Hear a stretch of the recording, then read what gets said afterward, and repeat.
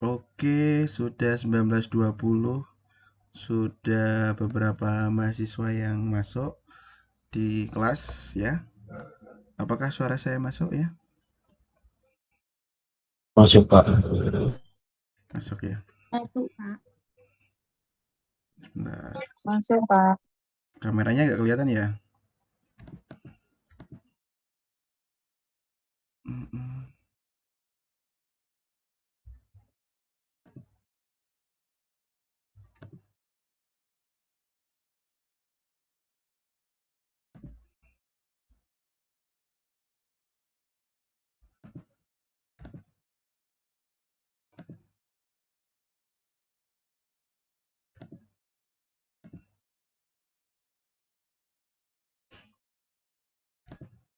Kameranya belum kelihatan ya? Belum ada, Pak. Sebentar, kok nggak mau?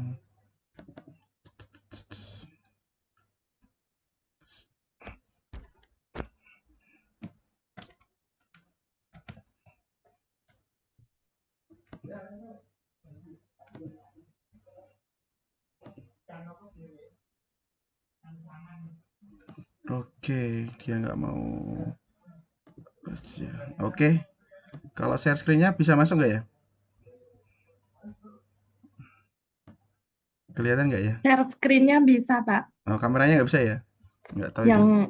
kameranya yang nggak bisa. Oke, saya setting kok nggak mau.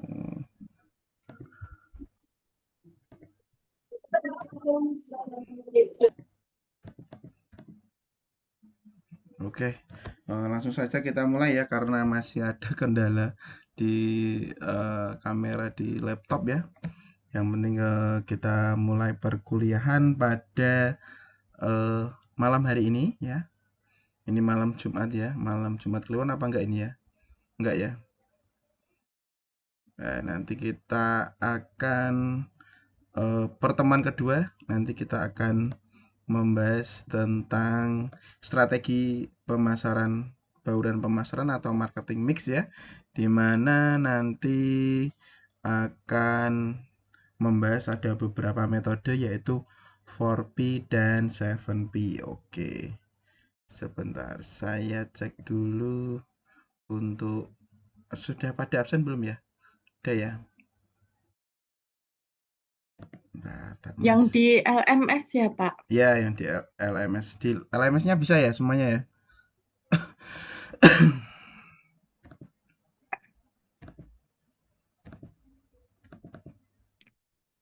LMS-nya bisa toh? Ada yang error nggak?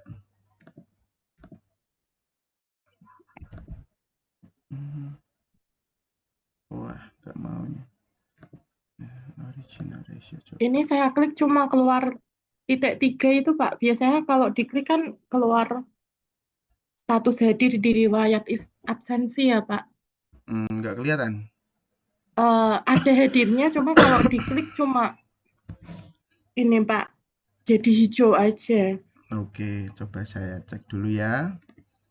Absensinya. Oke.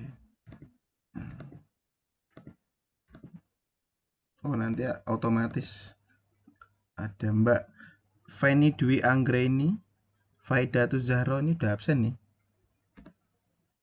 Nah, ini di LSMS-nya udah masuk ya. Nanti kalau ada yang saya kasih manualnya juga nggak apa-apa. Saya share di chat ya. Untuk linknya sebentar. Ya, Pak. Di-share di chat malam, Pak. Sebentar. Copy certain. Saya share di sini ya. Nah, itu di chat ya, bisa juga nanti di situ. Kalau ada error-error ada juga backup dari kita ya. Langsung saja kita mulai ya. Nanti takut kemalaman ya. Jadi assalamualaikum warahmatullahi wabarakatuh. Selamat malam mahasiswa-mahasiswi Sekolah Tinggi Ilmu Ekonomi Anindya Guna Semarang. Pada malam hari nanti kita akan belajar di pertemuan kedua terkait dengan strategi bauran atau pemasaran marketing mix begitu, di mana nanti kita akan bahas terkait dengan metode 4P atau 7P, 4P atau 7P ya. Jadi ini digunakan tidak hanya di dunia digital marketing, di offline-nya juga digunakan, namun nanti sesuai dengan perkembangan zaman itu nanti ada istilahnya apa ya, pembaruan begitu. Saya share juga materinya di kolom chat ya. Sebenarnya juga sudah saya share di LMS. Nanti juga share juga di sini ya, biar teman-teman bisa mendownloadnya juga. Oke, udah masuk ya, apa namanya, materinya ya. Oke, sip.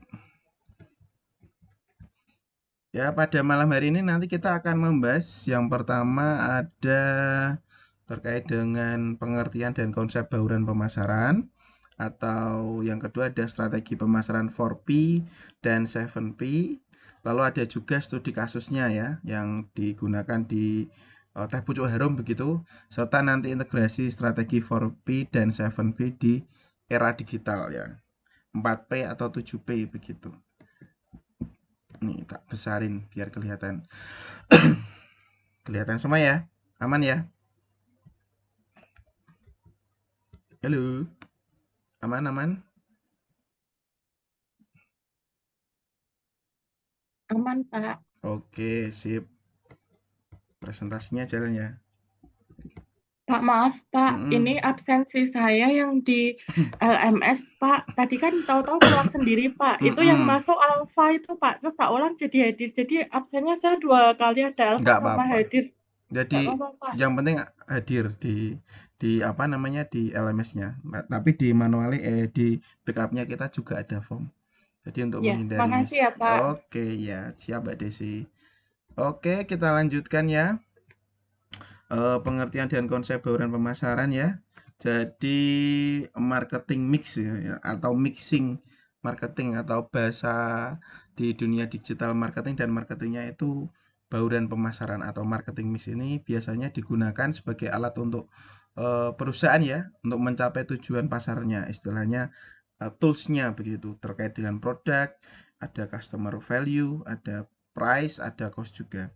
Nah, menurut Kotler dan Keller di 2016 menyebutkan bahwa marketing mix ya, kalau alat-alat taktis yang dikombinasikan untuk menghasilkan respon yang diinginkan dari pasar berupa sasaran. Jadi kita akan membahas ya, sebelum kita membuat suatu usaha atau sebuah produk begitu ya, itu ada beberapa metode yang di ibaratnya konsep awalnya, tujuannya atau wadahnya juga untuk mencapai tujuan. Yang pertama 4P ya, ada produk, ada price, ada place, dan juga promotion. Nah, jadi tahun 2016 walaupun internet sudah sebagus ini ya, ini itu masih menggunakan metode 4P atau produk, price, place, dan promotion. Nah, apa itu Pak metode 4P dan 7P? Nah,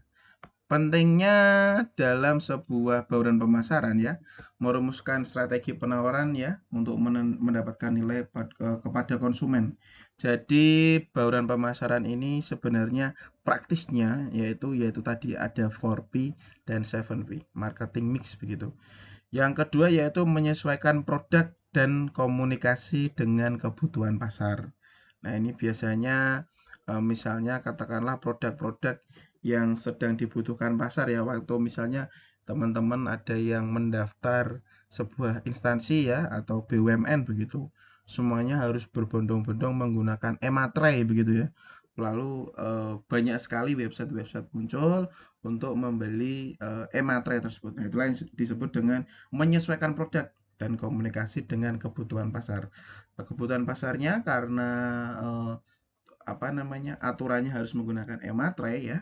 Di situ ada chance atau ada perubahan ya. Nah, begitu memunculkan sebuah peluang, yaitu bisnis menggunakan e-materai ya, yang harusnya sudah disahkan oleh Peruri ya, di mana itu banyak sekali website, ada e-materai, ada beli materai, ada di websitenya Peruri juga, ada di BI ya. Jadi bisa melakukan pembelian materai secara elektronik, yaitu dengan metode marketing mix, yaitu menyesuaikan produk dan komunikasi dengan kebutuhan pasar. Lalu selanjutnya ada mencapai keunggulan bersaing dengan diferensiasi ya, di mana produk-produk yang memiliki keunggulan lebih ya, biasanya ini didampingi dengan diferensiasi ya. Ya, produk-produk unggulan di Indonesia masih saat ini masih seputar using ya, atau produk-produk yang sering digunakan dalam kehidupan sehari-hari. Nah, dengan perencanaan bauran pemasaran yang tepat, perusahaan dapat meningkatkan efektivitas promosi, distribusi, dan penjualan. Nah, nanti kita akan membahas tentang 4P ke 7P itu apa aja, dan perbedaannya apa aja terkait dengan efektivitas promosi ya. Di pertemuan yang pertama kita sudah bahas ya, terkait dengan konsep pemasaran itu, efektivitas promosi itu seperti apa begitu ya. Kita sudah sama-sama bahas di situ.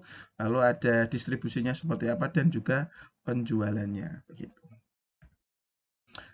Lalu nanti kita juga akan membahas, nah ini ya, bisa dilihat di materi yang sudah saya share di LMS, di Learning Management System-nya, atau di kolom chat ya. Jadi perkembangan konsep dari 4P ya, ke 7P atau 4P ke 7P ini pada dahulu ya, target market itu berada di titik tengah dengan indikator yang pertama, yaitu ada produk, price, promotion, dan place. Nah, ini juga bisa digunakan untuk teman-teman yang mau ngambil skripsi ya tentang marketing ya, terutama di marketing mix bisa sekali. Jadi di era dulu ya, dulu itu masih menggunakan metode 4P. Ada produk yang mau dijual tuh apa ya, kemudian price ya, persaingan harganya, terus ada yang tidak kalah menarik, place ya, tempat ya, tempatnya itu harus strategis begitu kalau orang jualan zaman dulu ya. Lalu yang keempat ada promotion. Nah, misalnya produk-produk kuliner begitu ya, misalnya produk-produk kuliner F&B begitu, atau produk-produk yang istilahnya jasa juga, mereka sangat memperhatikan sekali place-nya ya, tempatnya ya, di mana tempatnya itu harus dilalui banyak orang. Misalnya orang jualan handphone begitu ya, punya counter pulsa ya, harganya kan ada SRP ya, atau standar retail price begitu. Jadi dalam sebuah toko handphone ya, atau toko laptop begitu, dia memiliki SRP seharusnya, atau standar retail price produk, yang harganya itu sudah distandarisasi dari pabriknya, misalnya dari perusahaan Oppo, Samsung begitu ya, iPhone, terus kemudian ada apa lagi, Xiaomi begitu ya, ada Asus begitu, dia sudah ada SRP-nya sebenarnya, atau standar retail price-nya. Ya, itulah yang disebut dengan pricing ya. Nah, lalu apa Pak yang membedakan toko katakanlah laptop atau toko counter A dan counter B begitu? Karena price list-nya itu atau pricing-nya sudah ada SRP-nya Pak, yaitu kembali lagi di place-nya ya. Tempatnya mungkin parkirannya luas ya, begitu. Kemudian apalagi adem begitu ya, AC-nya banyak atau dingin begitu ya. Terus mudah dijangkau ya, dekat Bangju misalnya tokonya begitu ya. Kemudian ada promotion ya, biasanya di toko-toko counter handphone atau laptop itu sering ada event di depan counternya ya. Misalnya di apa namanya, bagi-bagi brosur gitu kalau sore ya. Nah, itu disebut dengan promotionnya. Nah, produknya kan sama. Nah, itulah yang dipermainkan di beberapa, ketika dia ingin mendapatkan target market yang bagus, dia bermain di 4P atau product, price, place, dan promotion. Nah, sekarang tapi berubah ya Pak ya. Ya, sekarang berubah. Bagaimana sekarang menggunakan sentuhan ya. Lebih dari hati ke hati kalau bahasanya anak sekarang itu ya. Heart to heart ya. Yang selain ada product, price, place, dan promotion, ini ada yang membedakan, yaitu ada people, kemudian ada proses, dan juga physical evidence. Nah, ini contohnya seperti apa Pak? Ya, saya kasih contoh. Ada yang pernah ke toko Semar Nusantara? Toko Semar Nusantara, ada yang pernah ke Toko Semar Nusantara nggak? Kalau ke tokonya belum, Pak. Online, Pak, belinya. Oh, beli emas di Banyumanik itu apa namanya, Mas? Toko Semar Nusantara ya? Ada yang pernah? Selain Mbak Desi, mungkin yang pernah offline datang ke tokonya? Oke ya, boleh. Nah, misalnya kita mau ke toko Semar Nusantara ya. Mungkin yang sudah pernah ke toko Semar Nusantara, dia menggunakan metode salah satunya adalah physical evidence atau enggak BCA. Nah, contohnya perbankan. Ada yang pernah ke bank BCA atau punya rekening BCA? Ada ya. Nah, itu ada ya. Di mana si satpamnya ini dia menggunakan metode physical evidence dan people ya. Dia punya service ya yang bagus banget ya, sangat sopan, ramah begitu ya. Ibaratnya kalau dulu sempat viral meme-nya itu ya, ramah sekali Satpam BCA ya, sampai di bintang 5 istilahnya seperti itu. Begitu juga di toko Semar Nusantara ya, di mana produknya itu sebenarnya sama-sama emas ya. Dia jualan emas, jualan perhiasan begitu. Dengan pricing yang sebenarnya juga tidak terlalu jauh dengan beberapa toko emas yang lain ya, atau toko perhiasan lain. Namun di situ dia memberikan namanya place ya, tempat yang lumayan bagus, kemudian juga ada people. Nah, dimana ketika teman-teman yang coba ke Semar Nusantara itu ya, yang toko Semar itu yang depan Kubota itu, yang di Banyumanik itu, yang kanan jalan setelah apa namanya Hermina itu, nah, teman-teman bisa melihat dimana ketika kita turun dari mobil atau dari kendaraan nanti akan disambut peoplingnya atau people-nya seperti di perbankan. Silahkan, ada yang bisa kami bantu ya. Jadi itu sebuah istilahnya adalah scale up ya, atau naik kelasnya sebuah toko emas. Kalau dulu kita beli di pasar mungkin datang langsung dilayani ya, sama-sama people nih, tapi langsung mau nyari apa Bu, madus nopo Bu, model yang seperti apa Bu, misalnya di toko-toko pasar tradisional ya. Tapi ketika kita masuk di sebuah produknya tadi si Semar Nusantara, begitu masuk udah dipersilahkan, place-nya bagus ya, AC begitu dingin ya.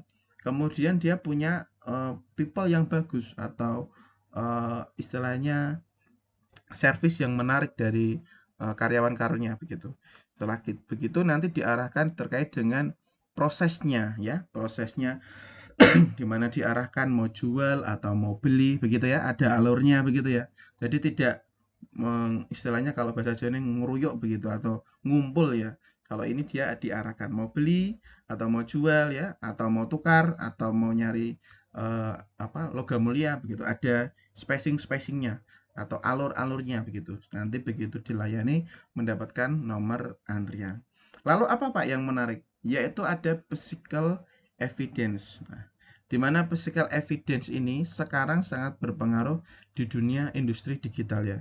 Selain dengan people, price, product, dan place tadi, physical evidence ini salah satunya yang membuat customer loyal. Nah, contoh selain di emas ya, misalnya physical evidence, kalau kita beli kopi misalnya ya, ada coffee shop di dekat rumah panjenengan atau di rumah Bapak Ibu dan mahasiswa-mahasiswa sekalian, pasti pesan apa? Misalnya pesan kopi susu begitu ya. Nanti di cupnya dikasih tulisan. Nah, misalnya dikasih nama Mbak Mesah ya, atau Mbak Nur Kafidoh. Nah, itu nanti dia akan istilahnya muncul begitu ya, muncul physical evidence-nya. Wah, namaku ditulis di coffee shop-nya. Begitu juga di toko Mas Semar itu, di mana dia menggunakan physical evidence. Ketika kita selesai melakukan transaksi ya, di pojok kiri di sana disediakan namanya minuman gratis. Lalu ada namanya makanan gratis, ada biskuit, ada popcorn ya. Nah, jadi sambil menunggu processing ya, atau alurnya tadi, karena dia sudah punya alurnya ini, kemudian ada physical evidence-nya, di mana nanti teman-teman disuruh review tuh di Google review-nya, dikasih bintang 5 ya, dibikin pelayanan baik dan ramah, kemudian mendapatkan reward berupa minuman gratis dan juga biskuit atau snack ringan. Nah, itulah yang perubahan industri sekarang ya. yang dari awalnya kita hanya menjual produk ya, kemudian bermain di price, ada juga yang di place, ada yang juga di promotionnya ya. Nah, selain dari media sosial ya, nanti kita bahas di pertemuan yang selanjutnya. Untuk promotion ini tidak hanya dengan promotion offline, tapi juga ada online ya, di mana akun IG-nya itu dibikin konten-konten yang menarik ya. Misalnya sekarang lagi tren apa ini? Jogetnya apa itu? Bruno Mars ya. Ada yang tahu jogetnya Bruno Mars apa itu? Ada yang tahu nggak jogetnya Bruno Mars yang Ca-Ca-Ca itu ya. Jadi isinya itu konten-konten terkait dengan eh, sebuah marketing menggunakan promotion dari lagu trending ya, atau sound trendingnya dari Bruno Mars, si Ca-Ca-Ca itu. Nah itulah salah satu juga indikator yang bisa digunakan ketika teman-teman nanti mau ngambil judul skripsi ya. Mungkin pengaruh terkait dengan apa, misal physical evidence terhadap produk price toko apa begitu, itu bisa sekali ya. Jadi bisa menggunakan si 7P ini ya. Ini indikatornya ada 7 ya. Jadi bisa mau yang diambil yang mana, yang difokuskan misalnya physical evidence ya terhadap produk price atau place ya, atau promotion atau people ya. Jadi itu bisa sekali. Nah selanjutnya, selain ada 4P dan 7P ini, strategi pemasaran 4P dan 7P ini sekarang sudah, nah ini yang saya sampaikan di awal tadi. Jadi selain produknya ya, kualitas, fitur, desain, dan kemasan ya, definisi produk dan inovasi, dan juga ada brandingnya. Layanan purna jual itu juga berpengaruh, seperti kemasan ramah lingkungan ya, dan juga menjangkau segmen konsumen muda. Nah, sekarang produk-produk yang tersier ya, seperti produk-produk yang make up begitu ya. Selain menjangkau kalangan anak muda, juga menjangkau para dewasa yang ini ya, yang biasanya sudah fanatik dengan produk tertentu. Karena apa? Dia mencari menggunakan algoritma ya. Dari yang handphonenya teman-teman gunakan semua itu biasanya muncul ya setelah kita search di Shopee ya. Misalnya mau beli lipstick begitu, dia itu bisa muncul juga produk tersiernya di media sosial kita. Nah, produk-produk ini sekarang bersaing ya. Nanti di pertemuan selanjutnya saya akan bahas juga terkait dengan aplikasi namanya Data Pinter. Nanti kita akan cari produk-produk unggulan ya, produk-produk unggulan dari Shopee itu apa aja begitu ya, yang bisa kita ambil untuk nanti bisa kita jual lagi begitu ya. Nanti ada aplikasinya begitu. Namanya Data Pinter. Kemudian ada pricing atau harga ya, price harga. Nah, ini harga ini nilai yang dibayar konsumen untuk mendapatkan produk ya. Sekarang itu penetrasi pricing ya, atau harga awal rendah untuk menarik konsumen. Biasanya itu di iklan-iklan ya. Misalnya beli 2 gratis 1 ya, atau diskon bundling ya. Beli sepatu 300.000 bonus kaos kaki. Nah, itu scamming, penetration, dan diskonnya. Ini biasanya sudah termasuk jadul ya, kalau main di price ya. Jadi kalau untuk teman-teman nanti yang ingin punya usaha ataupun skripsinya nanti mau membahas tentang harga, ini sangat menarik. Karena apa? Harga ini kan sudah ada sebenarnya, teman-teman ya atau masyarakat sudah pada tahu. Oh, ini tuh harganya sekian. Nah, seperti tadi ada SRP-nya ya. Oh, handphone seri ini tuh harusnya harganya sekian.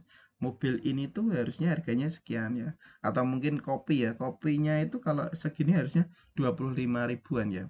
Tapi karena dia nanti ada 7P tadi, price ini jadi mendongkrak, jadi berbeda.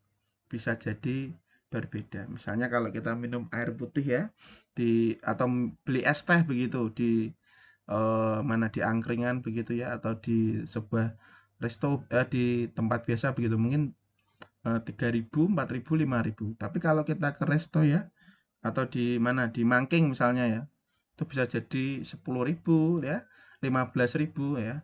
Mungkin ST-nya bisa berbeda ya. Karena itu tadi terkait dengan place, dan juga ada rumus dari si 7P atau 7P-nya tadi. Lalu selanjutnya ada place atau distribusi ya.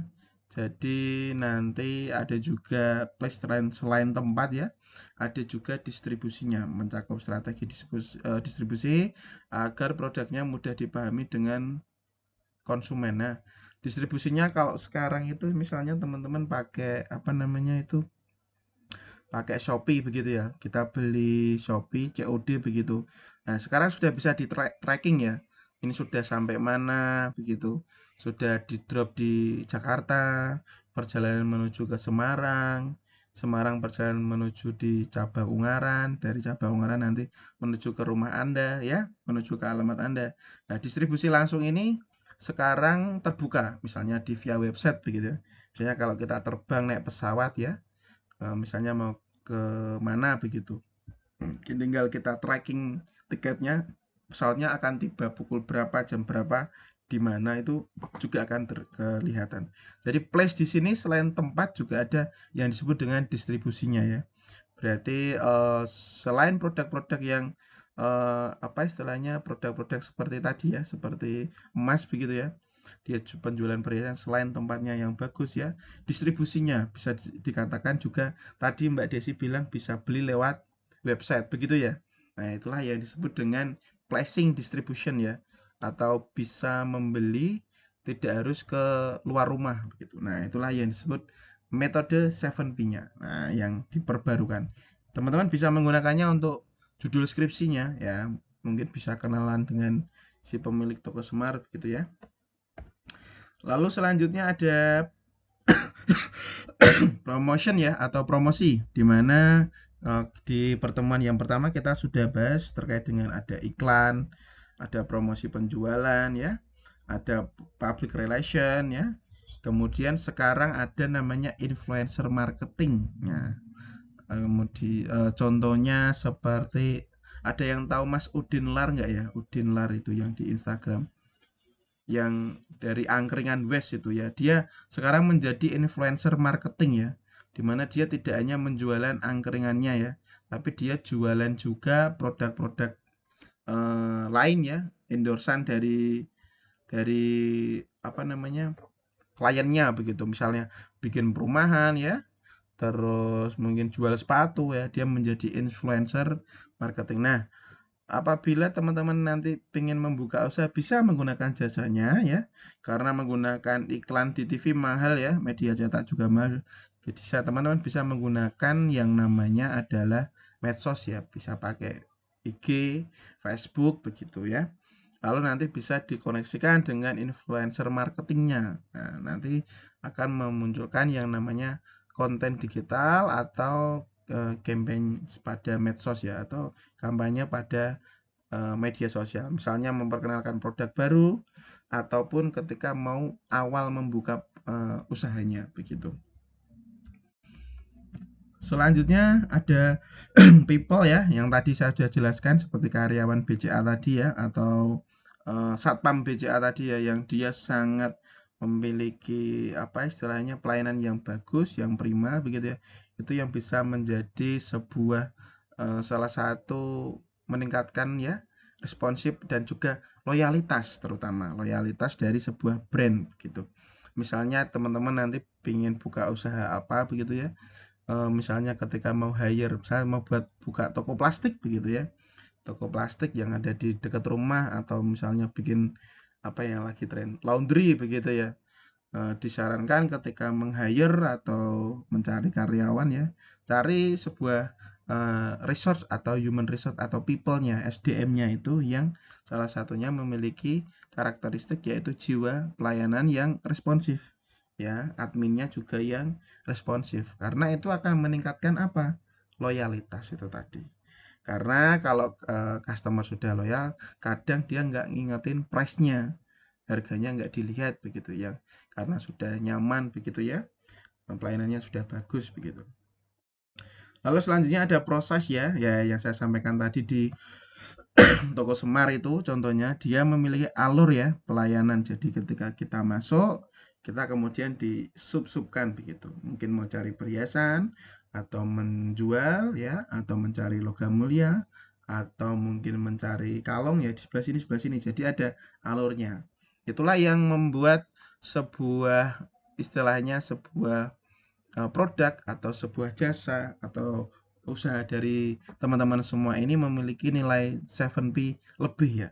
Karena apa? Pembelian produk yang efisien dan nyaman itu salah satunya yaitu meningkatkan kepuasan konsumen, merasa terlayani. Coba bayangkan misalnya saya datang di sebuah toko emas yang lain begitu atau toko Nusantara tapi nggak ada istilahnya orang yang di depannya begitu ya.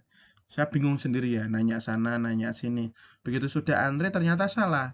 Nah, saya mau beli ternyata saya antre di yang jual. Nah, misalnya seperti itu. Itu dapat mempengaruhi kenyamanan tadi ya. Yang selanjutnya apa? Tidak efisien. Misalnya bisa beli dalam waktu di toko itu bisa setengah jam atau bisa 15 menit atau 1 jam. Jadi molor jadi 3 jam sampai 4 jam. Nah, padahal belum transaksi. Itulah yang disebut dengan efisiensi pada sebuah produk. Tapi apabila sudah ada processingnya ya, walaupun itu tokonya online, offline begitu ya, tapi ada proses di situ, maka pembelian produknya menjadi efisien dan nyaman. Ya. Yang terakhir juga bisa membantu transparansi. Oh, konsumennya jadi tahu habis ini ke sini begitu. Lalu ada physical evidence atau bukti fisiknya ya, sentuhan itu tadi ya dari hati ke hati. Mungkin selain dari produk tambahan seperti pemberian minuman gratis ya atau biskuit atau snack begitu. Contoh lainnya adalah misalnya kemasan ya, desain toko ya atau interiornya begitu atau tampilan websitenya. Jadi desain sebuah toko ya atau interiornya itu juga mempengaruhi sebuah yaitu kenyamanan dalam melakukan pembelian. Misalnya kalau kita mau ke mana ya, ke toko sepatu misalnya di toko sepatu yang ada di sekitar kita mungkin ya, yang bukan toko besar. Mungkin hanya bisa kasih tempat duduknya satu ya, nunggu begitu antre. Harganya bisa 300, 500 ya, sampai 600.000 untuk satu pasang sepatu misalnya. Tapi ketika kita mungkin beli sepatunya di mall begitu ya, dia bikin ada interiornya begitu ya, terus ada desain tokonya misalnya di Sport Station kita sebut saja, di produknya ada lari misalnya, mungkin produknya hampir sama ataupun malah sama ya, harganya bisa berbeda. Karena apa? Itu tadi ada physical evidence di situ, di mana desain toko, interior ya, kenyamanan ya. Contoh tadi ada tampilan juga website itu memberikan kesan profesional dan juga mendukung citra merek. Nah, balik lagi ya, kalau physical evidence-nya sudah dapat, pricing tidak menjadi masalah. Jadi harga itu apabila kita sudah menyentuhnya ya, atau konsumen kita sudah loyal, atau misalnya sudah nyaman dengan kita, kadang harga itu tidak berpengaruh. Pokoknya piro-piro tak bayar mbak, nah begitu. Piro-piro tak bayar mas, yang penting saya dapatkan produk dari jenengan. Nah, itulah yang disebut dengan ending dari sebuah 4P dan 7P, di mana customer menjadi loyal. Begitu juga nanti di era digital akan kita sampaikan. Nah, studi kasusnya misalnya di teh pucuk harum ya. Teh pucuk harum ya, kalau sekarang ada banyak ya, ada Aqua, Le Mineral, terus ada Aquaviva ya. Apalagi tuh? Banyak ya produk-produk air minum dalam kemasan ya atau AMDK itu. Contohnya di teh pucuk harum ini ya, mereka menyasar pasar utama yaitu anak muda dan juga pekerja yang aktif yang menyukai minuman praktis dan rasa khas. Jadi awal-awal munculnya teh pucuk harum ini dia mulai menyasar saingannya yaitu awalnya teh botol sosro ya. Waktu itu teh botol sosro masih produknya yang di dalam botol kaca begitu. Awal-awal munculnya teh pucuk harum ini juga memberikan persaingan yang ketat di industri AMDK terutama di teh ya begitu, dimana dia membuat konsepnya tehnya itu beberapa kemasan begitu ya, PET-nya itu varian kemasannya macam-macam ya. Jadi ketika kita melihat sebuah produk ya, dia menawarkan varian kemasan, ada yang 350 mili, kemudian ada 500 mili, ada yang 1 liter. Ya itu juga yang dilakukan seperti Sprite ya, ada juga apa Fanta, Coca-Cola ya. Jadi produknya dari yang kecil besar sampai yang 1 literan. Begitu juga dengan AMDK, air minum dalam kemasan ya. Misalnya kalau lebaran itu ya, sekarang ibu-ibu atau mbak-mbak ya, udah males kalau suruh cuci-cuci gelas kalau lebaran ya. Enaknya ya beli air minum dalam kemasan yang kecil-kecil begitu ya, yang sekali sedot habis. Jadi ada yang 50 mili ya, ada yang 100 mili, ada yang 350, yang tanggung 500 sampai 750 mili, baru yang 1 liter. Nah, itulah keunggulan produknya. Jadi semakin banyak pilihannya akan semakin digandrungi. Lalu selanjutnya ada price-nya atau harga ya. Jadi harga strategi penetration pricing-nya ya yang dilakukan oleh Teh Pucuk Harum ini dianggap terjangkau karena waktu itu ya dia dimulai dari harga 3.000 ya waktu awal launchingnya. Harga 3.000, sedangkan produk teh dalam kemasan pesaingnya itu ya bisa sampai 4.000 atau bahkan 5.000. Nah, untuk price ini memang masih masih istilahnya tricky ya.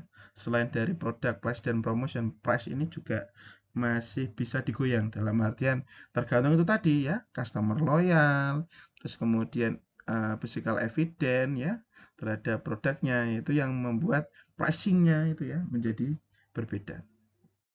Bisa dikatakan awal kemunculan Teh Pucuk Harum itu kompetitif harganya. Lalu yang selanjutnya ada place ya atau distribusi. Nah, sekarang kalau awal-awal sekarang itu yang apa namanya? Aku Viva ya, Pak. Aku Viva itu ya. Yang air putih dalam kemasan itu. Dia selain jualan air minum ya, itu bisa ditukarkan katanya ditutup botolnya ya. Itulah salah satu metodenya dia melakukan intensif di toko kelontong. Kalau sekarang disebutnya banyak toko-toko Madura ya yang di stok di depan begitu ya. Jadi dia mengincar pasar-pasar yang di antara aqua dan juga le mineral. Nah, itulah yang disebut dengan pricing distribution. Selain di supermarket, minimarket ya, ada juga di toko kelontong hingga warung-warung kecil. Nah, selain itu juga sekarang juga bisa melakukan pembelian melalui e-commerce ya atau website resminya misalnya ya dengan delivery order tertentu begitu. Nah, price distribution ini selain tempat sekarang juga ada alurnya itu tadi. Kemudahan dalam mencari produk menjadi kunci dari produk itu bisa konsisten. Nah, contoh katakanlah kalau kita nyari air putih apa ya yang lainnya, kristalin mungkin. Apakah ada di warung Madura? Bisa ada, bisa juga tidak. Tapi kalau di Alfamart, Indomaret atau Superindo pasti ada. Nah, itulah yang disebut dengan pricing distribution-nya. Intensif di tokonya itu berbeda-beda. Tapi kalau aqua atau le mineral ya, dia menyasar juga tidak hanya di kalangan supermarket, tapi juga di toko kelontong itu tadi. Lalu yang awal kemunculannya juga promotionnya ya, di Teh Pucuk Harum tadi ada iklan TV ya, sponsorship event, musik, olahraga. Kemudian dia punya tagline begitu ya, rasa teh terbaik ada di pucuknya. Nah, tagline ini juga sangat berpengaruh dalam metode strategi 4P dan juga 7P ya. Karena tagline ini membuat produk itu menjadi menempel di masyarakat begitu. Ya, teman-teman juga bisa mulai ya menyusun skripsinya nanti menggunakan metode strategi tagline ya. Misalnya promotion tagline pada brand A, brand B begitu. Misalnya Wardah ya atau apa, misalnya yang gampang apa tadi? Teh Pucuk Harum itu tadi ataupun brand-brand lain misalnya sepatu logo ya, bisa juga yang jago ya logo. Nah, itu bisa nanti diolah menjadi sebuah judul skripsi ya. Misalnya iklan strategi tagline rasa teh terbaik ada di punya dalam kurung Teh Pucuk Harum di media sosial. Nah, sekarang kan tagline di media sosial nggak begitu panjang ya, dan juga jarang di akhir ya. Kalau di TV ya, tagline itu atau berada di belakang seringnya. Tapi kalau di media sosial, tagline itu masuknya di hook, berada di depan sebuah videonya, promotionnya. Nah, itu perbedaannya. Itu juga bisa digunakan sebagai judul skripsi. Perbedaan tagline ya pada promosi di Teh Pucuk Harum, di iklan TV atau terhadap apa misalnya media sosialnya Instagram gitu. Dia memiliki perbedaan juga terhadap hooknya begitu, awalannya begitu. Itu tadi yang dari Teh Pucuk Harum, Ada absen dulu sih bener ya. yaitu yang pertama adalah mendapatkan pasar besar dalam kategori teh siap minum ya, atau air minum dalam kemasan. Kemudian ada menjadi top of mind di segmen konsumen muda. Lalu ada meningkatkan penjualan dan loyalitas melalui inovasi dan promosi konsisten. Nah, ini seperti dulu Milo ya. Jadi kalau yang masih ingat produk Milo, ada yang masih ingat produk Milo ya? Coklat begitu. Dulu pas awal-awal kemunculannya selain menjadi minuman coklat favorit anak-anak, dia menyasar di sekolah-sekolah ya. Jadi dulu ada Milo gratis begitu ya di sekolahan eh, mahasiswa-mahasiswa sekalian atau anaknya begitu. Biasanya ada dapat Milo gratis ya, tester begitu ya, bawa mobil Milo. Kemudian dia beralih selain ada event di sekolahan, dia juga mengecat itu lapangan basketnya, lapangan sepak bolanya, atau halamannya ya, dicat Milo begitu ya, hijau dengan branding logo Milo. Tidak sampai di situ, dia juga bikin event ya, bikin event mungkin olahraga atau Ini siapa? mungkin produk yang lain ya. Nah, kemudian selanjutnya adalah meningkatkan penjualan dan loyalitas melalui inovasi dan promosi konsisten. Nah, nanti bisa juga dipelajari ya di proses bisnis selanjutnya, yaitu terkait dengan loyalitas melalui promosi yang konsisten. Nah, ini yang terakhir yaitu terkait dengan integrasi strategi 4P dan 7P di era digital. Nah, sekarang kita akan membahasnya. Tadi kita sudah membahas terkait dengan istilahnya semi manualnya ya. Jadi ada metode awalnya, ada juga metode yang istilahnya metode jadulnya, istilah manual begitu ya. Kalau sekarang kita akan membahasnya juga lebih dalam, di mana terkait dengan penyelesaian strateginya ini di era digital, di mana nanti kita akan melihat ya perubahan perilaku konsumen yang aktif di media demi mendorong perusahaan mengadaptasi bauran pemasaran atau marketing mix itu tadi. Yang pertama yang harus diperhatikan yaitu konten digital dan kampanye yang interaktif. Nah, konten digital dan kampanye interaktif ini biasanya digunakan ketika kita ingin menjual ya atau memasarkan produk-produk terbaru dari kita atau mungkin produk-produk unggulan dari kita. Ketika produk-produk itu mau kita iklankan ya, istilahnya di IG ya atau di Facebook, ini harus memberikan kampanye yang interaktif. Kampanye yang interaktif contohnya seperti apa, Pak? Satu, yang pertama adalah memperhatikan yang namanya trending itu tadi. Yang lagi tren itu apa? Yang lagi viral tuh video seperti apa? Nah, misalnya video viralnya lagi masak sebuah masakan begitu ya, dimana di situ ada sound trendingnya. Nah, selain dari konsep kampanye interaktif itu, sound trending ini sangat berpengaruh di industri digitalnya ya. Oh, oke gitu matiin dulu. Jadi misalnya pelayanan konsumen yang interaktif tadi, kontennya itu misalnya adalah lagu-lagu trending ya, seperti yang Bruno Mars tadi ya, Caca begitu ya, itu nanti akan muncul konten-konten seperti itu. Dan selanjutnya yaitu pelayanan konsumen secara online. Nah, ini yang penting. Ketika nanti Bapak Ibu atau mahasiswa-mahasiswa sekalian punya usaha ya, jangan dilupakan di industri digital, pelayanan konsumen secara online ya, ini sangat-sangat penting. Ibarat katanya fast respon adminnya ya.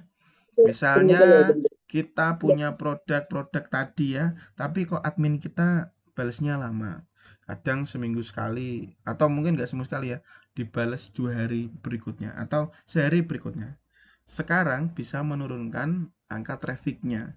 Jadi pelayanan konsumen secara online ya, ibarat kata itu admin servisnya itu harus selalu on, bisa dikatakan. Teman-teman bisa menggunakan yang namanya chatbot ya, di mana nanti bisa membalas ketika jam kerjanya sudah dimulai. Namun perlu diingat untuk produk-produk yang sifatnya urgent ya, itu sangat eh, ibaratnya trafficnya tinggi. Contohnya seperti apa? Ya contohnya seperti itu tadi. Jualan e-matre ya, e-matre secara elektronik di website itu. Dia punya pelayanan konsumen yang online-nya harus real time ya, atau on terus, RTO, real time online terus gitu ya. Nggak bisa ada error dibalasnya besok ya. Nah, itu yang bisa menyebabkan customer pindah ya, atau customer lainnya pindah ke produk atau ke toko yang lain. Lalu ada yang selanjutnya yaitu website ya, atau aplikasi. Nah, aplikasi ini juga berpengaruh, Pak. Contohnya di beberapa warung nasi goreng ya. Sekarang saya melihat ada beberapa nasi goreng di Ungaran itu walaupun dia belum punya website ya, dia sudah punya aplikasinya ya. Misalnya seperti di GoFood ya, terus di Shopee Food itu kan aplikasi ya, yang dimana user experience-nya ini berpengaruh terhadap proses dan physical evidence-nya. Ketika kita customer offline sudah datang, tapi ketika kita Saya absen datang dulu ya. ada order masuk ya dari si Shopee Food atau GoFood, maka si penjual ini pasti akan mendahulukan si Shopee Food atau si GrabFood atau si GoFood tadi. Mungkin kita dikasih tunggu sebentar begitu. Bukan langsung ditinggal jauh ya. Karena apa? Ya itu tadi. Proses and physical evidence-nya sekarang ini menjadi pengaruh yang sangat luar biasa. Nah, selain itu, aplikasi yang dari bawaan itu ya seperti GoFood, GrabFood dan juga Shopee Food, ada lagi yang dari seperti mitra begitu ya. Jadi produk-produk tidak makanan ya, seperti produk reseller begitu. Kemudian ada just tip. Nah, itu itu tadi adalah penyesuaian strategi di era digital di mana ada peluang di situ selain membuat website dan juga aplikasi. Nah, experience yang baik ya, munculnya sebuah user experience yang baik itu harus menciptakan yang namanya proses dan physical evidence. Contoh katakanlah ada namanya dimsum Narawi ya yang ada di Ungaran. Yaitu ketika kita membeli dimsumnya melalui GrabFood atau GoFood atau Shopee, biasanya dikasih quotes ya, begitu. Atau kata-kata penyemangat ya. Dulu Dapur Widya juga sempat melakukan seperti itu ya. Jadi setelah kita melakukan pembelian melalui online atau melalui istilahnya aplikasi Gojek, Grab atau Shopee begitu, dia memberikan user experience yang baik, yaitu quote ya, penyemangat begitu. Yang nanti secara tidak langsung akan diposting oleh teman-teman di media sosialnya. Dan secara tidak langsung lagi dia sudah memasarkan produk tersebut. Nah, jadi teman-teman nanti bisa memahami ketika nanti sudah punya ide bisnis, ingin membuka suatu bisnis, bisa menggunakan metode user experience ya, atau physical evidence dan proses untuk ya membuat marketing gratis istilahnya ya dari customer teman-teman semua. Nah, selanjutnya ada peran AI dalam integrasi strategi ya. Jadi peran AI ini juga berpengaruh. Sekarang banyak sekali AI ya, macam-macam. Ada ChatGPT, ada Gemini ya, ada apa lagi? Banyak sekali ya. Di WA sendiri pun juga muncul Meta AI ya. Jadi peran AI dalam integrasi strategi ini juga mempengaruhi sebuah marketing mix itu tadi 4P dan 7P. Misalnya Bapak Ibu semua di sini atau mahasiswa-mahasiswa di sini semuanya bekerja ya, bekerja kemudian sudah mempelajari yang saya sampaikan yaitu marketing 4P dan 7P. Nah, teman-teman nanti bisa belajar yang namanya business analyst atau digital business analyst ya. Pekerjaan ini sekarang sangat banyak dibutuhkan ya di industri digital seperti ini, di mana dia tugasnya ngapain sih Pak? Yaitu menganalisis big data atau personalisasi kampanye. Yaitu tadi menggunakan metode 4P dan 7P. Misalnya di perusahaan teman-teman semua belum menerapkan yang namanya 7P, terutama di physical evidence-nya. Misalnya ada perusahaannya Bapak Ibu belum menerapkan itu, tidak ada salahnya ketika rapat ya, sampaikan saja saya sudah mempelajari metode marketing yang namanya 4P dan 7P atau marketing mix. Bagaimana kalau kita melakukan metode physical evidence dan juga people agar customer semakin loyal kepada kita. Nah, kenapa itu dilakukan ya? Karena kita sudah mempelajari yang namanya adalah digital marketing atau digital bisnis bersama saya. Nah, nanti fokusnya apa, Pak? Apabila customer sudah loyal ya, kita punya namanya big data atau data besar kita. Perusahaan A, customer B ya. Dimana nanti bisa memberikan personalisasi campaign-nya. Kira-kira mau bikin produk apa begitu ya. Kira-kira mau bikin event seperti apa ya. Itu bisa dilaksanakan jika menggunakan analisis big data dalam peran AI ya.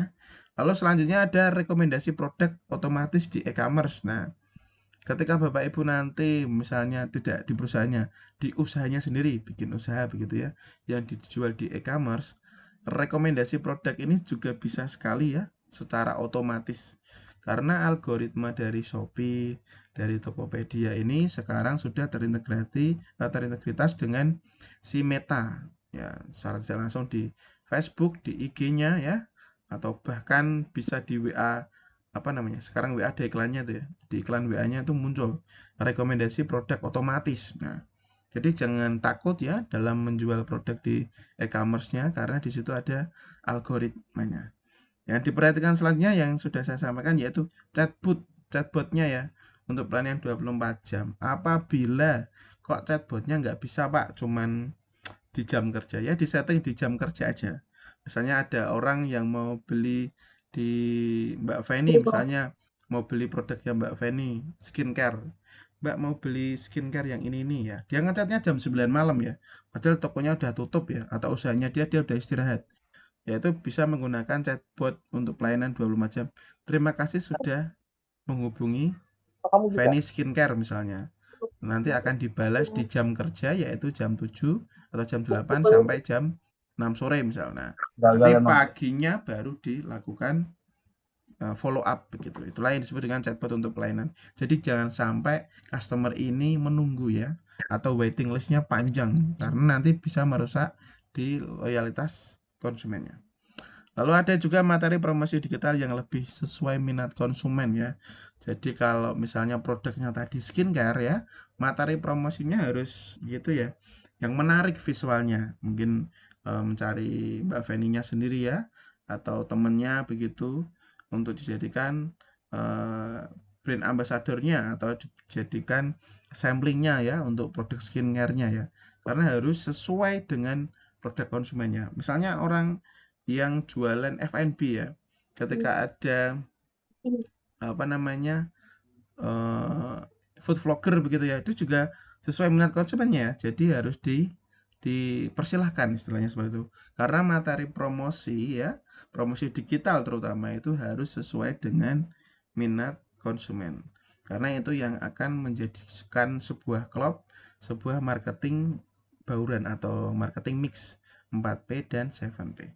Lalu yang terakhir ada optimasi harga dinamis berbasis permintaan. Nah, kalau ini di luar prediksi ya. Jadi peran AI untuk optimasi harga ini macam-macam. Contohnya promo ya. Misalnya promo hari ini promo diskon 50.000. Silahkan cantumkan kode saya. Itulah yang disebut dengan optimasi harga dinamis berbasis permintaan. Nah, biasanya ini untuk produk-produk jasa ya. Misalnya ikut kelas begitu ya. Kelas apa? Kelas digital marketing atau kelas bisnis analis begitu ya. Atau misalnya ini lagi mau pendaftaran CPNS begitu ya. Kelas CPNS begitu ya. Silakan masukkan kode saya untuk mendapatkan harga menarik. Nah, itulah yang disebut dengan optimasi harga dinamis berbasis permintaan. Nah, biasanya untuk produk-produk F&B ya, ini belum di atau makanan itu belum difokuskan, masih di produk jasa begitu. Misalnya skincare tadi bisa. Misalnya Mbak Feni habis bikin iklan promosi begitu ya. Temennya mau dapat istilahnya harga menarik begitu, bisa melakukan kode bayar ya, optimasi harga, masukkan kode ya, biar Gendong lah. mendapatkan potongan harga. Nah, ini contohnya tadi ya, yang integrasi 4P dan 7P. Dan ada produk, price, place ya, yang tadi sudah kita jelaskan. Selanjutnya adalah tantangan dan peluang implementasi, strategi dan pemasarannya. Jadi tantangannya sekarang sangat luar biasa sekali. Nggak apa-apa. Di industri digital semuanya bisa jualan, semuanya bisa terbuka ya chance-nya. Karena kalau dulu harus punya tempat yang bagus begitu ya. Kalau di Jogja itu toko coffee shop itu kadang yang nyelempet-nyelempet begitu ya, nyelempet-nyelempet di gang atau hidden gem itu malah semakin dicari begitu ya. Karena apa ya, itu tadi dia punya physical evidence-nya ya. Semakin hidden ya, semakin menarik begitu. Nah, tantangan di pasar modern selain tren konsumen yang cepat berubah, seperti saya kemarin sampaikan ada es kopal Milo ya, ada juga apa namanya gelombang cinta, yaitu tren konsumen yang cepat berubah. Kita bisa Tahu mendapatkan nggak kamu bocil? Nggak tahu ya. kemudahan dalam mendapatkan produk itu melalui itu tadi physical evidence-nya. Lalu selanjutnya ada persaingan ketat dari produk lokal dan global. Nah, ini yang nanti juga akan kita bahas di pertemuan selanjutnya. Produk-produk lokal dan global ini sangat bersaing ya. Jadi nanti kita bisa melihat produk apa yang menarik di Shopee, di Amazon misalnya begitu ya. Kan ada Amazon juga itu. Nah, kira-kira harganya seperti apa begitu. Yang selanjutnya ada adaptasi terhadap teknologi baru. Dulu orang jualannya di Facebook, COD begitu ya, atau di OLX begitu. Sekarang semuanya serba digital, bisa dari rumah sambil rebahan, pakai Shopee, pakai Tokopedia begitu ya. Itulah yang disebut dengan tantangan pasar di industri modern. Apakah itu menakutkan, Pak? Ya, sebenarnya di industri ini memang sangat cepat sekali perubahannya.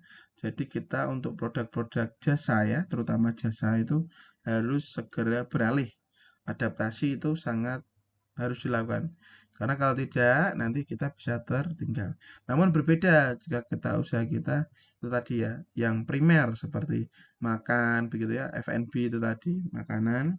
Kemudian ada apa tadi, warung kelontong itu tadi juga dia lebih sustainable ya. Jadi tantangan terhadap modernisasi, terhadap teknologi baru bisa dan juga pasti berubah, tapi tidak secepat produk jasa. Oke. Lalu selanjutnya ada namanya pemanfaatan data analis ya. Ini biasanya pakai AI, namanya RG ya, bisa pakai RG gitu, atau juga bisa pakai data analysis dari pemrograman RStudio begitu ya. Kalau yang mau belajar nanti juga bisa. Tapi pemanfaatan data analis ini sekarang bisa digunakan di AI sebenarnya, bisa digunakan di ChatGPT ya. Misalnya Bapak Ibu punya Excel begitu ya. Excel dari bulan Januari sampai bulan apa ini Mei begitu, Mei, bulan April begitu. Produk apa yang sering keluar, sering laku begitu ya. Kemudian nanti si AI ini suruh menganalisa, suruh memprediksi kira-kira ya dari data 1 tahun yang lalu produk mana yang akan muncul atau akan laku di akhir tahun ini. Nah, misalnya seperti itu. Itu bisa menggunakan AI. Karena data analis ini tujuannya adalah untuk pengambilan keputusan.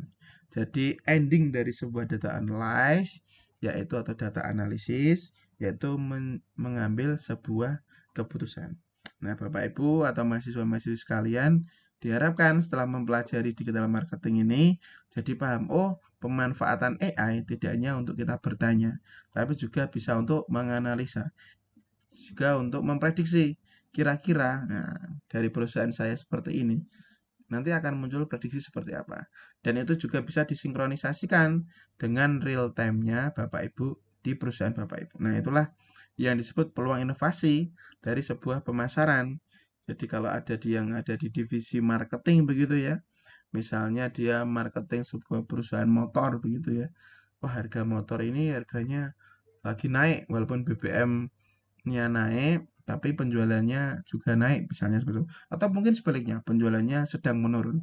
Nah, bagaimana seorang marketing ini, apalagi kalau dia bekerja sebagai digital marketing atau data analis ya, bisa mendapatkan pelanggan ya, selain membagi brosur itu tadi ya, selain mem-WA customer satu-satu ya, dia bisa menggunakan data analis itu tadi ya, untuk memahami perilaku konsumen. Oh, ternyata nanti itu ramenya ya, ketika akan ada untuk pegawai digaji ke-13 di bulan Juli. Oh, mungkin berarti di bulan Juli target saya lebih sering untuk melakukan marketing, lebih sering bagi brosur, lebih sering ngechat ke konsumen. Atau mungkin di awal sekolah begitu ya, atau mungkin tahun ajaran baru, bagaimana anaknya pengen motor hadiahnya ya di usia yang ke-17. Nah, itu juga bisa. Itulah yang disebut dengan data analisnya. Dan data itu bisa dikelola. Kita bisa menggunakan ChatGPT atau menggunakan AI yang lain. Lalu selanjutnya bisa melakukan kampanye kolaborasi dengan influencer ya. Ya, contohnya seperti Udinlar itu ya yang ada di Semarang. Terus kalau yang di Ungaran tuh ada Oma yang apa namanya? Yang suka food vlogger begitu ya. Sama Oma begitu ya. Dia review-review makanan yang ada di Ungaran. Nah, itu bisa menjadi kampanye kolaborasi dengan influencer. Selanjutnya penggunaan IR atau virtual assistant ya untuk pengalaman interaktif. Nah, ini biasanya untuk perusahaan-perusahaan digital sebenarnya. Kalau untuk perusahaan-perusahaan yang ada di Indonesia, perusahaan-perusahaan premier, tersier dan sekunder itu jarang digunakan. Penggunaan AR dan juga VR itu biasanya untuk perusahaan apa namanya yang jualan rumah begitu ya, jualan properti begitu. Jadi di luar negeri itu sekarang orang kalau mau jualan properti dia juga ada fitur VR-nya begitu di websitenya. Jadi orangnya bisa seolah-olah berada di dalam rumah yang mau dibelinya itu. Dengan sangat detail begitu ya ukurannya, terus kamar mandinya begitu. Nah, itulah yang disebut peluang inovasi strategi pemasaran di industri sekarang. Nah, mungkin ada yang ingin ditanyakan sebelum jam 20.22. Ada yang ingin ditanyakan terlebih dahulu? Aman-aman saja atau ada kendala? Ada yang belum? Izin Pak, saya izin bertanya. Oh iya, silakan Mbak. Siapa ini Mbak Antika? Iya, Silakan Mbak. eh, yang mengingat transparansi harga di marketplace yang sangat tinggi, Mm-mm. bagaimana sebuah brand besar Mm-mm. bisa mempertahankan loyalitas pelanggan tanpa harus terjebak dalam perang harga yang merusak profit? Iya, kalau contohnya Mungkin produknya seperti apa? itu, Pak. Contohnya mau produk apa? Eh, Misal skincare. Skincare ya. Terus apa lagi? Skincare misalnya ya, produknya ya. Ya, jadi contoh katakanlah skincare ya. Kita sudah pernah ada yang tahu skincare di Undip itu apa ya? Saya lupa namanya itu. Toko skincare yang di Undip itu. Kalau yang di Ungaran ada yang di depan sampingnya Mangging ya. Jadi produk-produk yang itu tadi dengan harga bersaing yang sangat luar biasa tinggi. Maka di situ penjualan dan juga apa physical evidence-nya yang dimainkan, Mbak. Jadi ada beberapa produk-produk yang sudah melekat di hati penggunanya ya, seperti apa namanya? Produk-produk skincare saya kurang itu OMG apalagi kemudian harganya makeover, kemudian apa lagi? Scarlett begitu ya. Jadi harga produk-produk itu sudah memiliki brandingnya tersendiri. Itulah yang bisa mempertahankannya. Ketika harga itu sangat kompetitif, bisa dibalik lagi seperti yang saya sampaikan di awal, pricing itu akan berpengaruh tidak akan berpengaruh ya, mohon maaf, tidak akan berpengaruh apabila produk itu memiliki physical evidence-nya atau 7P-nya itu tadi, di mana dia harus punya ya sentuhan akhirnya. Misalnya kita pernah disuruh membantu produk apa ya kemarin ya, juga skincare saya lupa. Itu kita bermain di selain di harga, karena harganya bersaing banget ya, kita jual di desain, Mbak. Jadi seperti teh pucuk harum itu, kita jualannya jualan desain, warnanya itu dibikin menarik begitu ya, warna kuning ya begitu, terus polkadot begitu ya, kemudian logonya kita buat menarik juga begitu. Kita main juga di parfum dulu, sempat bermain di parfum ya, harganya juga sama. Parfum itu harganya 11-12. Tapi apa yang membuat berbeda dengan persaingan harga yang sangat luar biasa? Yaitu tadi, kita main di physical evidence-nya. Nah, produk parfum itu yang saya sikat adalah saya cari target marketnya seorang yang maskulin begitu ya, suka naik motor begitu, yang laki banget begitu sebenarnya. Jadi kita bikin physical evidence-nya dengan touch warnanya ya, di si botol parfum itu berwarna hitam gelap ya, nuansanya maskulin ya. Kemudian iklannya pun kita bikinkan semaskulin mungkin. Nah, itulah yang membedakan Mbak di physical evidence-nya. Kalau untuk produk skincare. Tapi beda lagi kalau produknya F&B. Kalau F&B harga bersaing ya, yang dicari adalah bisa rasa, bisa juga people begitu. Jadi di antara 7 itu ketika pricing itu berubah atau tidak berlaku, pasti selain dari physical evidence ya, ada people ya, kemudian ada proses. Nah itu. Jadi kalau yang skincare itu tadi lebih untuk mensiasatinya di physical evidence-nya atau prosesnya terhadap produknya begitu. Ada yang ditanyakan lagi Mbak Antika?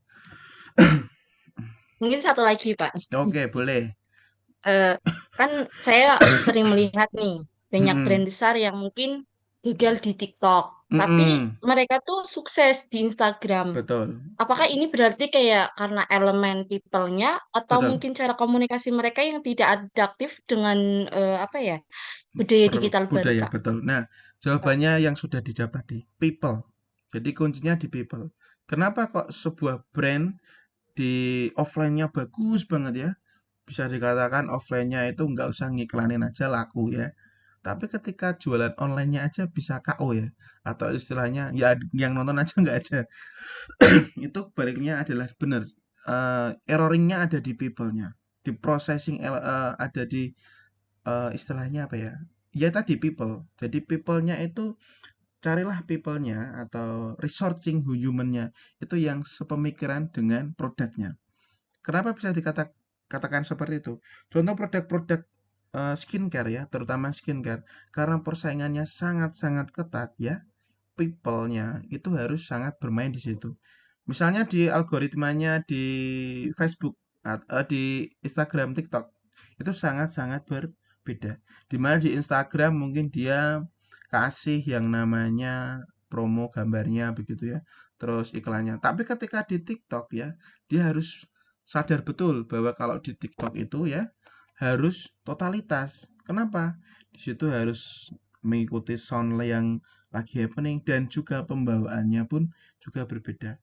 Ketika produk-produk premium, produk-produk yang laku ya di offline itu, dia kalah di online-nya, ya karena tadi dia tidak memperhatikan people-nya, orang yang ada di situ. Mungkin ketika dirubah ya people-nya bisa berbeda. Nah itu.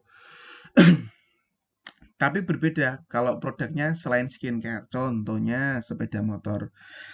Sepeda motor nggak mungkin ya Honda itu atau Astra Honda bikin akun ya, dia jualan sepeda motor di Shopee begitu ya. Ayo kak ini ya Bit Karbunya atau Bit FI-nya begitu ya, atau apa namanya Scoopy-nya. Enggak, karena yang dijual ya itu adalah produk yang sudah melekat. Tapi kalau skincare karena produknya ini persaingannya super ketat, yang menjadi endingnya adalah selain dari physical evidence untuk cash yang tadi itu people. Contohnya di perbankan ya, itu tadi banknya banyak ya, ada BRI, Mandiri ya, kemudian Bank Jateng, apalagi bank banyak BNI, BSI ya. Nah, si BCA itu ya mungkin teman-teman yang bisa melihat aplikasinya, contoh deh. Aplikasinya si BCA itu sangat-sangat biasa banget ya. Nggak banyak fitur-fiturnya ya. Tampilannya juga ya sederhana sekali menurut saya untuk sebuah perbankan. User experience-nya sangat biasa. Tapi apa yang ditawarkan dari aplikasi tersebut? Yaitu processing-nya. Bagaimana dia bisa sinkron dengan ini, pembayaran dengan ini, dengan itu, begitu ya. Bisa sinkron dengan ini, dengan itu, dengan sangat cepat. Tampilannya sederhana. Begitu juga di offline-nya, people-nya yang diperbaiki. Nah, mungkin di skincare juga seperti itu. Ketika dia bermain di TikTok, people ini yang berpengaruh. Karena jualannya harus ramah, harus seperti itu ya. Apalagi kalau produk skincare. Begitu Mbak Antika. Ada lagi yang ingin ditanyakan mungkin? Udah, Pak. Terima kasih, Pak, atas jawabannya. Oke, terima kasih Mbak Antika. Mbak Antika ini owner skincare ya sepertinya. Bukan, Pak. Bukan ya? Nah, ini. Amin lah. Amin. Oke. Karena Mbak Antika sangat ini ya, antusias sekali ya. Saya coba buka ini, kelihatan nggak ya? Ini share screen saya kelihatan nggak ya? Nggak kelihatan. Nggak ada Pak, baru yang teh pucuk. Oke, saya coba lihatkan ya. Saya tak loginkan dulu. Nah, ini nanti juga bisa dipelajari ya di sini ya. Ini saya kasih ide bisnis. Wah, begitu. Kok tiba-tiba ada ide bisnis ya di sini ya, Pak? Ya, karena saya tertarik tadi Mbak Antika semangat sekali ya. Ini coba saya share screen. Nah, oke, kelihatan nggak ya? Teman-teman bisa buka HP-nya atau laptopnya, namanya Data Pinter ya. Data Pinter. Kelihatan nggak ya? Halo, Kelihatan Kelihatan, Pak. kelihatan Pak. ya? Ya, oke. Nanti silakan login menggunakan email dan password. Kalau nggak bisa langsung login pakai akun Google. Nah, di sini ya, sangat menarik sekali tadi. Kita bisa jualan skincare. Pak, kulaan ini di mana? Pasti begitu ya, tertarik ya. Kulaan ini di mana, jualnya di mana. Nah, di sini sudah ada aplikasi yang kita kelola sendiri dulu, namanya Data Pintar, di mana aplikasi ini digunakan untuk meriset ya. Jadi kita nggak tahu tuh berapa harganya produknya, misalnya seperti itu. Contoh katakanlah tadi kita main di TikTok ya Mbak ya. Nah, di situ ada Shopee, ada TikTok. Kita coba Shopee wes. Tadi kita coba skincare. Yang spesifik apa? Kira-kira jualan skincare ya. Skincare-nya apa? Coba Lembab. pelembab ya. Pelembab. Wah, kita cari di Shopee. Nanti dia masih muser-muser nih, masih berputar. Nah, muncul tuh di Data Pintar. Ini nggak bayar ya aplikasinya ya, gratis loh. Ini saya ilmunya saya bagikan secara gratis. Jadi aplikasinya juga gratis. Silahkan di browsing, login saja, masuk di riset produk. Kita tadi klik Shopee skincare pelembab ya. Muncul nih produk-produk unggulannya. Omsetnya berapa ki? 1.030.000. Wih, ngeriman ki apa ki? Kita bisa lihat di bawahnya. Nah, ternyata ya yang paling laku ada Meto Prebiotic Water Oil Balance Essence Cream ya. Di Tangerang ya, dia jualnya harga aslinya berapa ini? Harga aslinya 73.000 ya. Terus dia jual berapa tadi? Harga jualnya dia berapa? Sebentar, kok nge-lag. Nah, ini bisa digeser. Nah, lakunya 522 unit. Nah, teman-teman bisa menggunakan Data Pinter sebagai acuan ya. Jadi dia itu kulaannya di sini ya. Nanti bisa dicari produknya mau skincare mau apa. Jadi harga aslinya ya 73.000 harga kulaannya ya. Harga diskonnya 12.900. Nanti bisa diklik seperti ini ya. Nanti akan lari ke Shopee-nya. Nah, Shopee Mall ya. Nah, ini kalau kita jual di offline ya, kita bisa ambil lebih banyak ya, atau bisa flash sale malah regane piro ki Jak? 12.900 Kira-kira kalau saya beli ini metode prebiotik 12.900, tak jual ke temennya Mbak Antika tadi 30.000 wes. Offline loh. Laku nggak ya kira-kira? Laku, Pak. Nah itu. Dia di harga itu 73.000. Nah ini. Nama aplikasinya Data Pintar. Ya. Jadi ada ini sesuai real time ya. Produk trendingnya apa, produk hero-nya apa, produk jenuh itu yang kurang diminati juga ada. Nah, di sini teman-teman bisa melihat ada beberapa produk-produk unggulan. Ada 8 produk unggulan yang teman-teman ya, aplikasi ini menunjukkan yang bisa di-resellerkan atau dijual belikan ulang. Contoh tadi Mbak Santika karena senang skincare ya. Ternyata di mana tadi di toko skincare yang di Undip dan juga di samping Mangking itu belum jualan Meto prebiotik Pak. Nah, padahal ada yang butuh, misalnya butuh moisturizer pelembab wajah dengan mereknya apa nama tadi? Ini minimalis begitu ya. Ya diiklankan aja di story WA begitu ya. Harganya berapa begitu. Tinggal nanti di pricingkan harganya 90.000 misal. Nanti bisa juga dicarikan yang lebih murah begitu. Nah, ini bisa permainan di sini ya. Ada diskonnya nih. Moisturizer Break Care Jumbo. Harganya berapa nih Mbak? 130.000 ya. Harga diskonnya 63.000. Separuh ya, kita buka. Harganya jadi berapa itu? Kita tunggu ya, masih muter-muter. Nah, ini bisa nah, harganya jadi 63.500. Pak, saya nggak bisa bikin kontennya. Ini di download ya. Klik kanan ya, terus di download save video as begitu ya. Terus diiklankan aja di handphonenya mbak-mbak semua, bapak ibu semua. Yang harganya tadinya berapa tadi? 130, harga diskon jadi 63.000. Kira-kira nih kalau saya beli 10 gitu ya, berarti kan 1.300.000. Itu 63.000, saya jual 100.000 pun masih laku karena ketika nanti diskon ini hilang, ketika dibuka di Shopee-nya dia akan balik ke 130.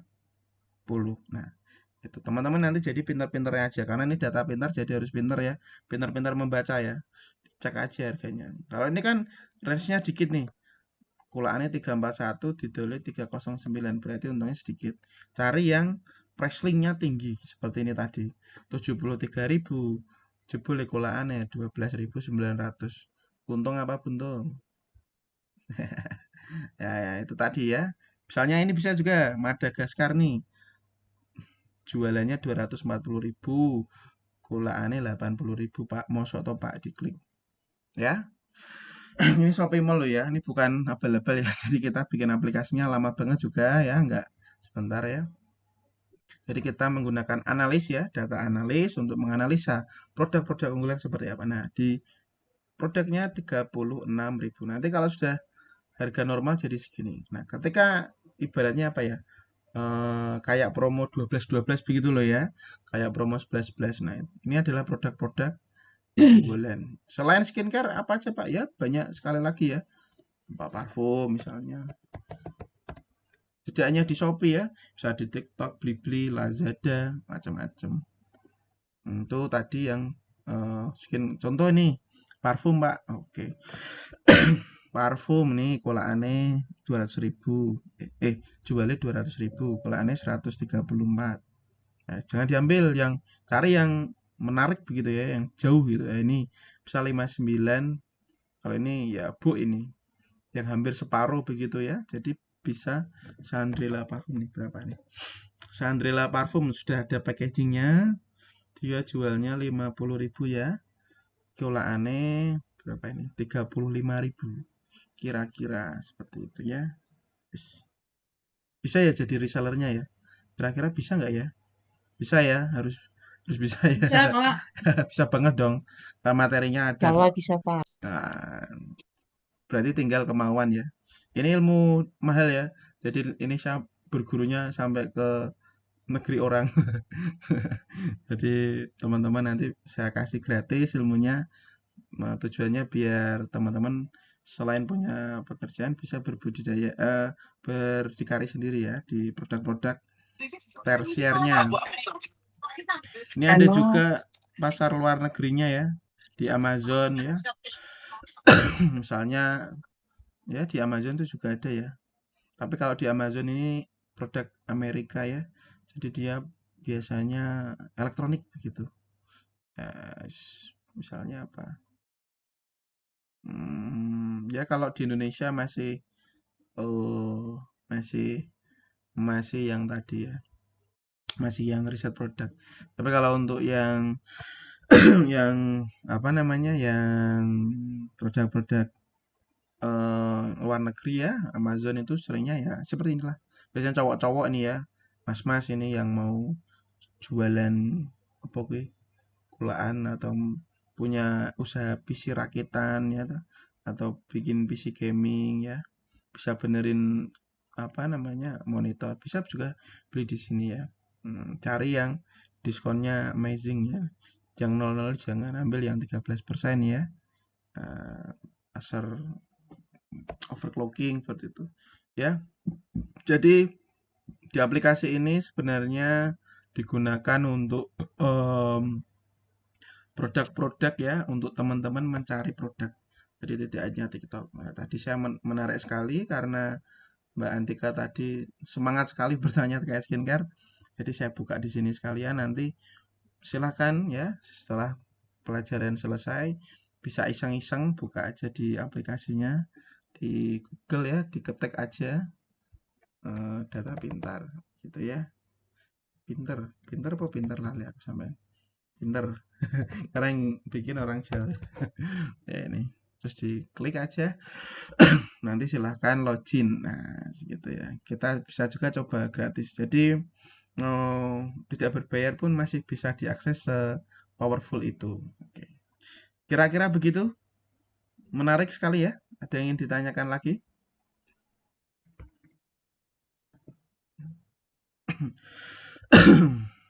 Tugas individu nanti karena tadi disampaikan juga ada bentar ya. Nah nanti silahkan di screenshot. Selain dari 4P dan 7P tadi, silahkan nanti ada tugas yang bukan ini ya. Sebentar. Yang ini mungkin. Iya. Tugasnya ini ya. Sudah kelihatan? Silahkan di foto tugasnya. Kelihatan, Pak. Ya, ini deadline-nya bukan 1 November ya. Deadline-nya kita sepakati tanggal berapa? Sebentar. Deadline-nya hari 2 minggu ya. Kira-kira 2 minggu nyampe nggak ya? Insya Allah, Pak. Insya Allah ya. Insya Allah Pak Dani, Pak Danu. Sama Dani. Ya Mas Dani. Nah nanti Papanya Al ya. bapaknya L. Kalau Al anaknya itu.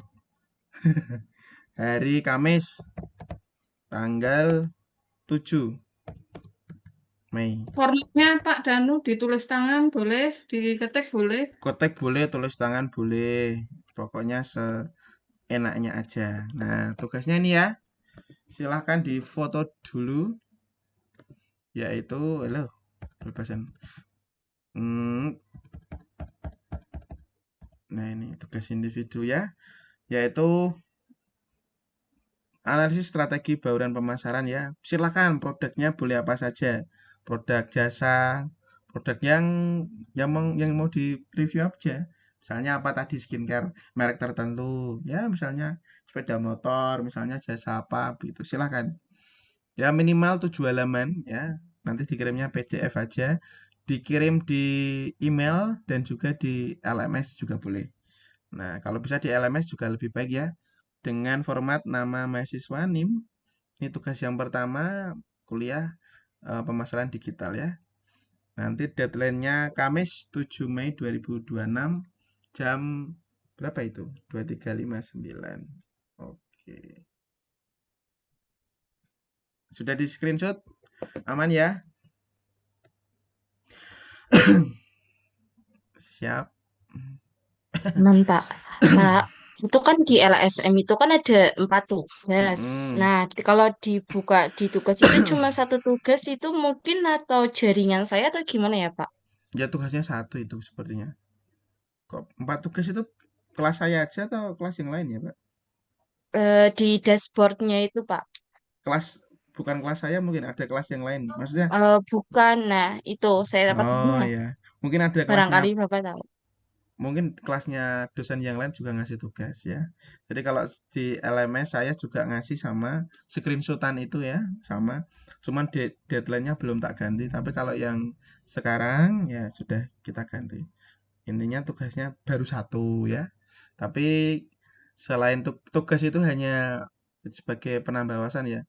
Yang prakteknya tadi di data pinter ya. Silahkan nanti diolah, dimaksimalkan materinya ya. Karena itu sangat bermanfaat untuk teman-teman nanti bisa menambah insight ya. Kira-kira menjadi reseller apa gitu. Skincare itu menarik sekali ya. Mungkin itu. Ada lagi yang ingin ditanyakan?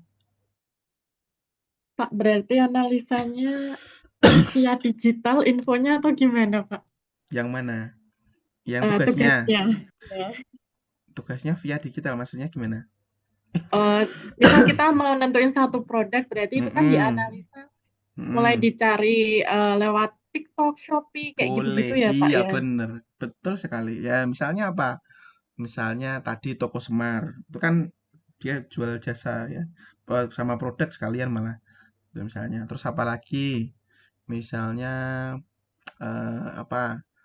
Aqua ya. Tapi ada kemungkinan sampai ke offline-nya nggak sih, Pak? Apa online aja gitu, Online Pak? aja nggak apa-apa. Itu kan datanya sekarang ada semua. Kalau offline kan nggak ada waktu toh, masa harus Iya. ke toko Semar. Selamat pagi, saya dari mahasiswa STY. Jangan. Udah, pakai online nggak apa-apa. Tapi saya Iya. nanti bisa baca mana yang pakai AI, mana yang enggak. Jadi berhati-hati. Jadi ya ya semoga ilmunya bermanfaat karena itu tadi produk dan jasa itu sekarang sangat berkembang pesat ya. Begitu Mbak Antika. Ada yang ingin ditanyakan?